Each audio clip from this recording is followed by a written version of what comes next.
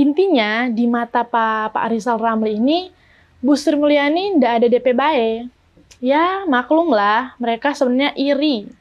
Mengiri kalau orang Manado bilang. Sekali lagi, netizen terbukti lebih cekatan dibanding para petugas pajak dalam membongkar kebobrokan gaya hidup di kalangan pemerintah nih.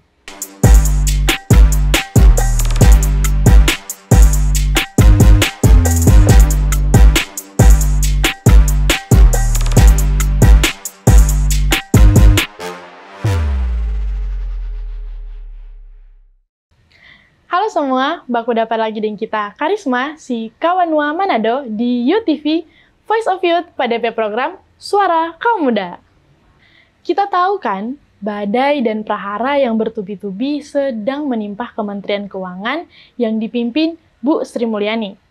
Kalau orang mau coba flashback, sudah sangat sering Bu Sri Mulyani ini menjadi sasaran kritik. Salah satunya yang selalu mengkritik Bu Sri Mulyani adalah Pak Rizal Ramli, mantan menterinya Pak Jokowi juga. Kong ada Pak Said Didu, dan masih banyak leh. Dorang itu selalu mengkritik kebijakan-kebijakan Bu Sri Mulyani, mulai dari soal pajak, utang negara, dan lain-lain. Intinya, di mata Pak Rizal Ramli ini, Bu Sri Mulyani ndak ada DP bae. Ya, maklum lah, mereka sebenarnya iri. Mengiri kalau orang Manado bilang, dengan kemampuan dan keberhasilannya Bu Sri Mulyani. Padahal Bu Sri Mulyani ini salah satu menteri hebat loh di kabinetnya Pak Jokowi. 2 kali dia menjadi Menteri Keuangan di eranya Pak SBY dan Pak Jokowi. Nah, Bu Sri Mulyani pernah jadi Direktur Pelaksana di World Bank atau Bank Dunia. Itu adalah prestasi yang belum pernah dicapai oleh orang Indonesia lainnya. Wah, keren banget sih. Dan kita semua bisa lihat di saat kondisi hampir mau 3 tahun pandemi COVID, pertumbuhan ekonomi di Indonesia masih bagus. Itu semua juga ada peran penting Bu Sri Mulyani dalam mengawal ekonomi bangsa ini, sehingga nggak ambruk, nggak tabolengkar.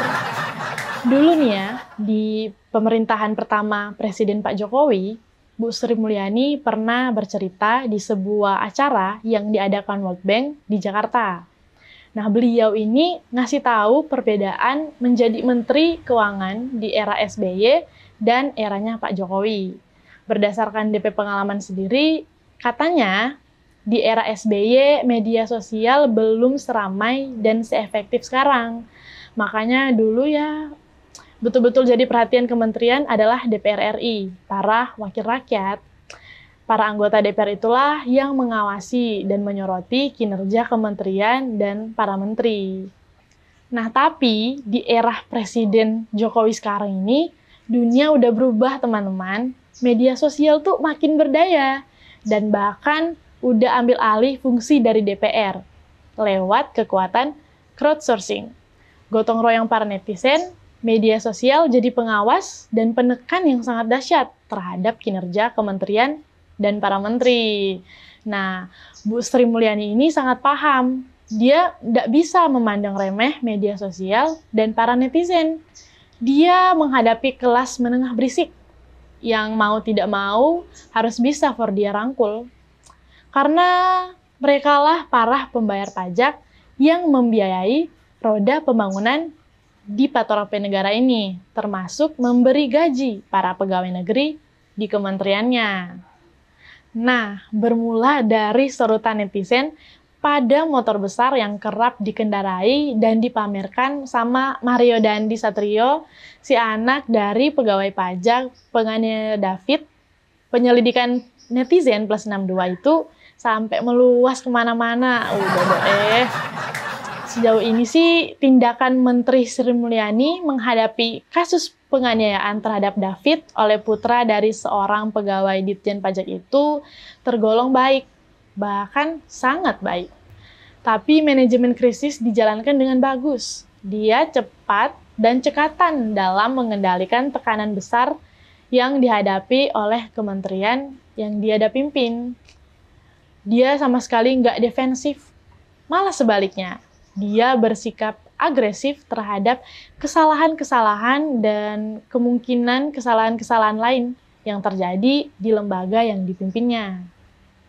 Kemudian, giliran hobi motor besar dari Direktur Jenderal Pajak sendiri, Suryo Utomo, yang jadi sorotan, dia kedapatan punya dan suka pamer motor besar juga ternyata. Wah. Dan bahkan para pegawai Ditjen Pajak sendiri ternyata punya sebuah klub motor besar yang dinamakan Belastingrichter. Menghadapi isu yang berkembang ini, Sri Mulyani memilih bersikap tegas. Ditjen Pajak disuruh menjelaskan asal-muasal harta kekayaan dan motor besarnya nih. Sementara itu, klub motor Belastingrichter langsung dibubarkan. Mare, dari sini netizen terus merengsek lebih jauh, dan kali ini juga bukan Direktorat Pajak, melainkan Direktorat Bea Cukai, sebuah direktorat bahasa lainnya yang diobok-obok. Dan jadi ketahuan juga kan kalau bukan cuma pegawai pajak yang hobi pamer motor mewah, tapi pegawai Bea Cukai juga. Wah. Saya masih ingat nih, sekitar 1 tahun lalu pas Bu Sri Mulyani pernah berucap, katanya dia tuh seneng banyak orang pamer harta di media sosial. Soalnya pasukan pajaknya jadi lebih mudah dalam mengejar kewajiban pajak mereka yang doyan pamer itu. Nah sekarang ucapan itu bagai melempar sebuah bumerang, berbalik pada kementerian yang dia pimpin sendiri. Nah, kegemaran pegawai Kementerian Keuangan dan keluarga mereka pamer harta di media sosial kini menuai badai. Sekali lagi, netizen terbukti lebih cekatan dibanding para petugas pajak dalam membongkar kebobrokan gaya hidup di kalangan pemerintah nih. Apa yang diceritakan Sri Mulyani itu kini terbukti kan dia sendiri yang menghadapi tekanan hebat dari media sosial, dari isu yang semula adalah persoalan penganiayaan berat. Dia terus merembet kemana-mana, ke soal gaya hidup sebuah keluarga pegawai pajak, ke harta pegawai pajak tersebut, ke gaya hidup seluruh pegawai pajak, sekarang merembet ke gaya hidup keseluruhan pegawai Kementerian Keuangan. Gila nggak itu?